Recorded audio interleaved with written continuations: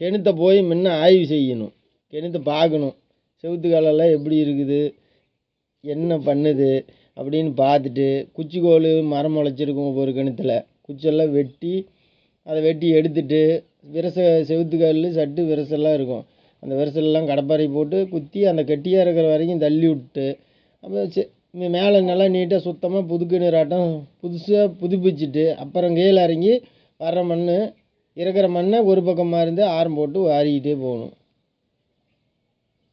அடுத்து பேசினா அப்படி என்ன ஃபஸ்ட்டு கிணறு தூர் வாடுறதுன்னா எப்படி முன்ன ஃபஸ்ட்டு போய் அந்த கிணத்தை பார்த்துட்டு இந்த வேலையை பூர்த்தி பண்ண முடியும் அப்படின்னு பார்த்துட்டோம்னா நீட்டாக உழவரத்தெல்லாம் குத்தி தள்ளி விட்டு ஒரு பக்கமாக இருந்து தள்ளி விட்டு நம்மளுக்கே மன திருப்தி, இதுக்கு மேலே கீழே ஆள் இறங்குனா எந்த பிரச்சனையும் இல்லை அப்படிங்கிற மன திருப்தி ஆயிரும். அப்புறமேட்டுக்கு ஒரு தண்ணி மோட்டரை எடுத்து விட சொல்லி நம்ம தண்ணி வடிச்சிட்டு மண் அள்ளணும்.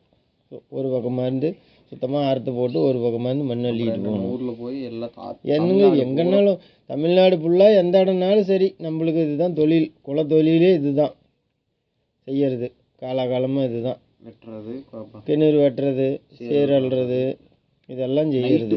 ரெண்டுமே கிணறு மேங்கிணறாக இருந்து கொஞ்சம் இதாக இருந்தால் நைட்லேயும் பல்பு கட்டி லைட்டு போட்டு நைட்லேயும் வேலை செய்வோம். ஏன்னா கிணறு நம்மளுக்கு மன திருப்தியாக இருக்கணும், நைட்டில் செஞ்சாலும் எந்த பிரச்சனையும் இருக்காதா அப்படின்னு. அதே சமயம் வேலை செய்கிற ஆளுங்களுக்கு எந்த மிஸ்டேக்கும் இருக்கக்கூடாது.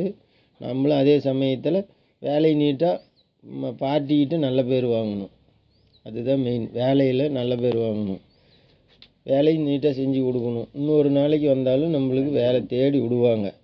அந்த வேலையை இவர் முருகன்கிட்ட விட்டா, இந்த கிரீன்காரர்கிட்ட விட்டா வேலை திருப்தியாக நீட்டாக இருக்கும் அப்படிங்கிறத அவங்களுக்கு ஒரு நம்பிக்கை.